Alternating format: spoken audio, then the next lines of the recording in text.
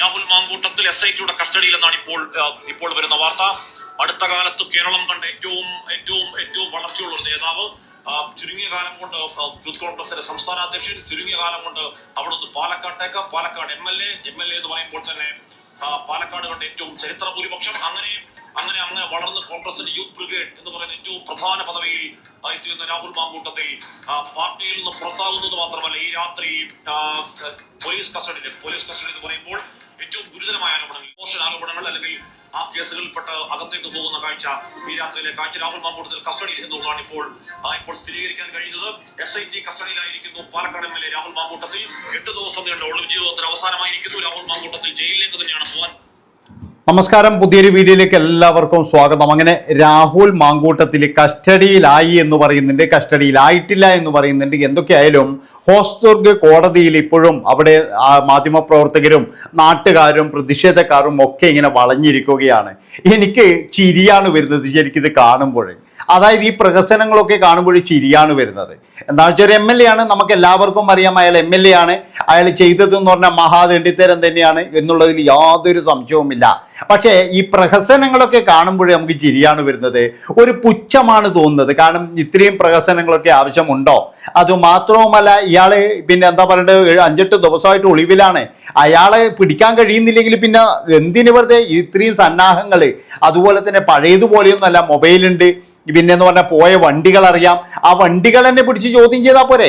അതായത് പോയ വണ്ടി അറിയെങ്കിൽ ചുവന്ന വണ്ടിയിലാണ് പോയത് എന്ന് പറയുന്നുണ്ട്, ഏതോ സിനിമാ താരത്തിന്റെ ആണെന്ന് പറയുന്നുണ്ട്. നല്ല രീതിയിൽ ചോദ്യം ചെയ്ത് കഴിഞ്ഞാൽ ശരിക്കും ഈ ഒരു നാടകത്തിന്റെ ആവശ്യമുണ്ടോ?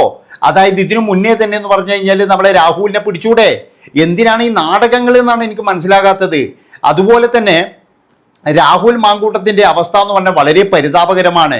അതായത് അയാൾ ഒരു വലിയ 20-30 നിലയിൽ നിന്നാണ് താഴെ വീണിരിക്കുന്നത്. ഇപ്പോഴേ അത്രയും വളർച്ച നേടിയ ഒരു നേതാവാണ്. അതാണ് നിങ്ങൾ മനസ്സിലാക്കേണ്ടത്.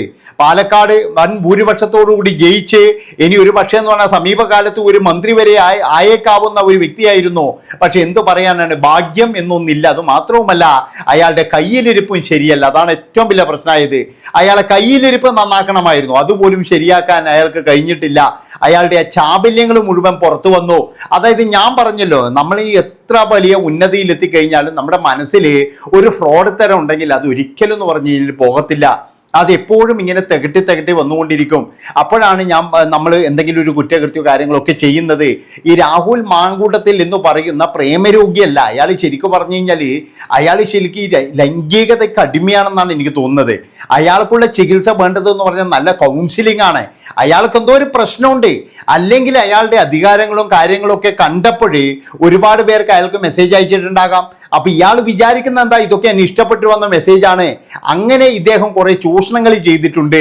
ആ ചൂഷണങ്ങളൊക്കെ ആദ്യമൊക്കെ എന്ന് പറഞ്ഞു കഴിഞ്ഞാൽ കുറെ അറിയാതിരുന്നു. പിന്നീട് എന്ന് പറഞ്ഞാൽ ചില ആൾക്കാർക്കൊക്കെ അറിയായിരുന്നു. പക്ഷെ അറിഞ്ഞവരാരും മിണ്ടിയില്ല. കാരണം എന്താ, ഇതങ്ങനെ അങ്ങ് പോയിക്കോട്ടെ എന്ന് വിചാരിച്ചു. പക്ഷേ ആശാൻ എന്ന് പറഞ്ഞാൽ പിടിച്ചു നിൽക്കാൻ കഴിയുമായിരുന്നില്ല. നിങ്ങളൊന്ന് ആലോചിച്ച് നോക്കണം. അതായത് ഉത്തരവാദിത്തപ്പെട്ട ഒരു സ്ഥാനത്തിരിക്കുന്ന ഒരു വ്യക്തി ഇതുപോലെ ജനങ്ങളെ, അതായത് ജനങ്ങളല്ല, ഈ പിന്നെ സ്ത്രീകളെ ഇങ്ങനെ ചെയ്യുക എന്ന് പറഞ്ഞു കഴിഞ്ഞാൽ എന്തൊരു വിരോധാഭാസമാണ്. അതുകൊണ്ടാണ് ഞാൻ പറയുന്നത്, മാങ്കൂട്ടത്തിന് ശരിക്കും പറഞ്ഞു കഴിഞ്ഞാൽ ഇവിടെയാണ് പിഴച്ചത്. വലിയ ഒരു നേതാവാണ്ട്, വലിയ ഒരു എന്താ പറയണ്ടേ, എല്ലാവരും വലിയ ഭയങ്കര ഇതായി കൊണ്ടു നടന്ന ഒരു നേതാവിൻ്റെ അധപതനം തന്നെ എന്ന് പറയേണ്ടി വരും. ഇന്നിപ്പോഴും എന്ന് പറഞ്ഞു കഴിഞ്ഞാൽ ഒരാൾ പോലും തിരിഞ്ഞു നോക്കാതെ ഒരു പുഴുത്ത പട്ടിയെ പോലെ. അതാണ് നിങ്ങൾ മനസ്സിലായി. കോൺഗ്രസ് എന്ന് വരെ പുറത്തായപ്പോഴേ ഒരാൾ പോലും ഇയാൾക്കൊരു ഹെൽപ്പിന് പോലും ഇല്ല. എന്തൊരവസ്ഥയാണ്. അതായത് ഒരാൾ നിൽക്കത്തില്ല. ആരാണ് നിൽക്കുക? കാരണം എല്ലാവർക്കും ഭയമല്ലേ, ആരും സംരക്ഷിക്കാനുണ്ടാവില്ല. ഇപ്പൊ രാഹുലിന്റെ കൂടെ നടന്നു കഴിഞ്ഞാൽ ഉറപ്പായിട്ടെന്ന് പറഞ്ഞു കഴിഞ്ഞാൽ പ്രതിയാകും എന്നുള്ളതിൽ യാതൊരു സംശയവുമില്ല. അപ്പൊ അങ്ങനെ ഉള്ളപ്പോഴേ ഒരാൾ പോലും ഇയാളുടെ കൂടെയില്ല.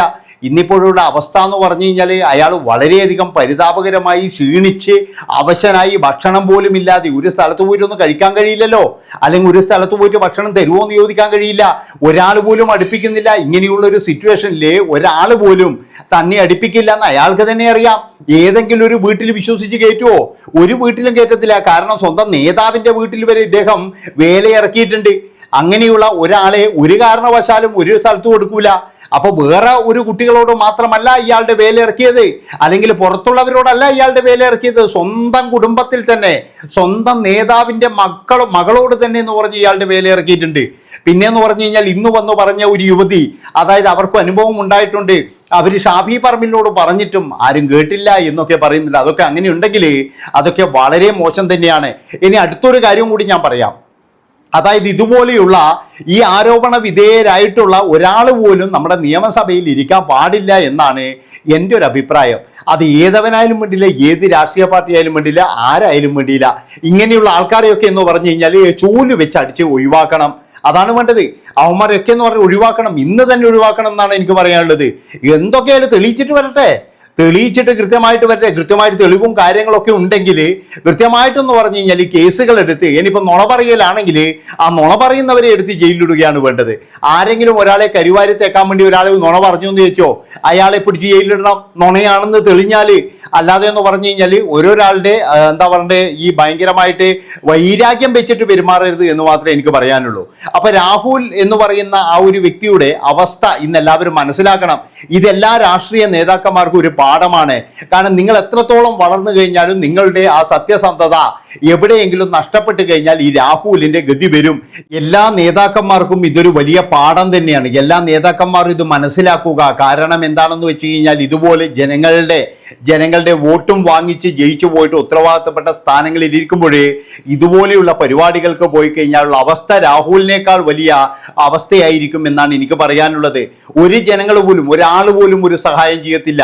അതാണ് ഞാൻ പറഞ്ഞത്, 8 ദിവസം കൊണ്ട് അങ്ങേര് അനുഭവിച്ചത്. അതായത് പല സ്ഥലങ്ങളിലും പോയി, പിന്നീട് എന്ന് പറഞ്ഞാൽ ഒളിവ് ജീവിതം തന്നെ, ഒരാൾ പോലും കൂടെയില്ല. അന്തി ഉറങ്ങുന്നത് കുറ്റിക്കാടുകളിൽ, വലിയ നിലയിൽ, നല്ല വീട്ടിൽ, നല്ല മണിമാളികയിൽ, പട്ട് മെത്തയിൽ കിടന്നുറങ്ങിയ ഒരു MLA.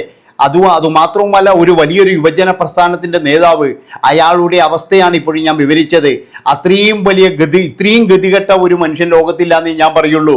അയാൾ ശരിക്കും പറഞ്ഞാൽ അയാളുടെ നാവും അയാളുടെ പ്രവൃത്തിയും തന്നെയാണ് അയാൾ ഇങ്ങനെ ആക്കിയത് എന്നേ ഞാൻ പറയുള്ളൂ. അയാളുടെ നാവും ശരിയല്ല, അയാളുടെ പ്രവൃത്തി ശരിയല്ല. അതുമാത്രവുമല്ല, അയാളെ സംരക്ഷിച്ച് നിർത്താൻ അവസാനം വരെ എന്ന് പറഞ്ഞാൽ ചില ആൾക്കാർ നോക്കിയെങ്കിലും അത് തന്നെ ഒരു വലിയ പ്രശ്നമായി മാറി. ഇന്ന് പറഞ്ഞു കഴിഞ്ഞാൽ എല്ലാവരും രാഷ്ട്രീയ ഭേദമന്യേ ശരിക്കും പറഞ്ഞ രാഹുൽ മാങ്കൂട്ടത്തിൽ എന്ന് പറയുന്ന ഒരാളുടെ പതനത്തെ പറ്റിയാണ് ചർച്ച ചെയ്യുന്നത്. അതാണ് നിങ്ങൾ ആലോചിക്കേണ്ടത്. ഒരു മനുഷ്യന്റെ എങ്ങനെ നശിക്കാം, എങ്ങനെ അയാളുടെ പതനമുണ്ടാകും എന്നുള്ളതിന്റെ കൃത്യമായിട്ടുള്ള ഒരു കാര്യമാണ് നമ്മളിപ്പോൾ മനസ്സിലായിക്കൊണ്ടിരിക്കുന്നത്. അതുകൊണ്ട് ഞാൻ പറയുകയാണ്, രാഷ്ട്രീയ നേതാക്കളൊക്കെ ഇനിയെങ്കിലും ഇത് കണ്ടിട്ടെങ്കിലും നിങ്ങൾ പഠിക്കുക. കാരണം ജനങ്ങൾ വെറുത്തു കഴിഞ്ഞാൽ പിന്നെന്ന് പറഞ്ഞ ഒരു തിരിച്ചുവരവില്ല. അതാണ് മനസ്സിലാക്കേണ്ടത്. ഇങ്ങനെയുള്ളവര് പൈസ ഉണ്ടാക്കേണ്ടവരും അതുപോലെ തന്നെ ഇങ്ങനെ പോകേണ്ടവരും ഇവരൊക്കെ എന്ന് പറഞ്ഞൊരു കാര്യം ചെയ്യുക, രാഷ്ട്രീയത്തിൽ നിന്ന് വിട്ടു നിൽക്കുക.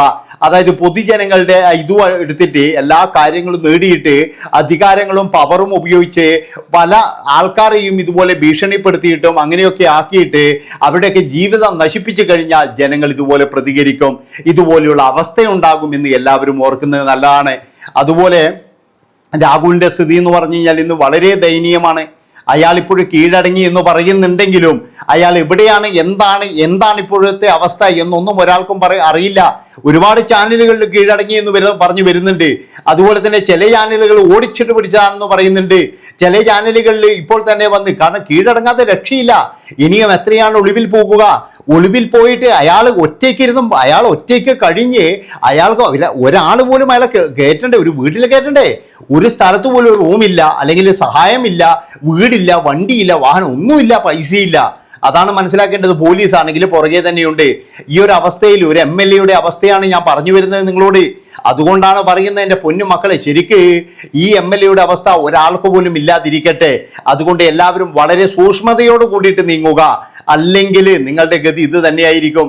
എത്ര വലിയ ഉയരത്തിൽ എത്തേണ്ടവനായി കഴിഞ്ഞാലും ജനങ്ങൾ വലിച്ച് താഴെയിടും എന്നുള്ളതിൻ്റെ ഏറ്റവും വലിയൊരു ഉദാഹരണമാണ് ഇപ്പോഴേ ഈ രാഹുൽ മാങ്കൂട്ടത്തിൽ എന്ന് പറയുന്ന വ്യക്തി. അടുത്ത വീഡിയോയുമായിട്ട് വരാം. നന്ദി, നമസ്കാരം.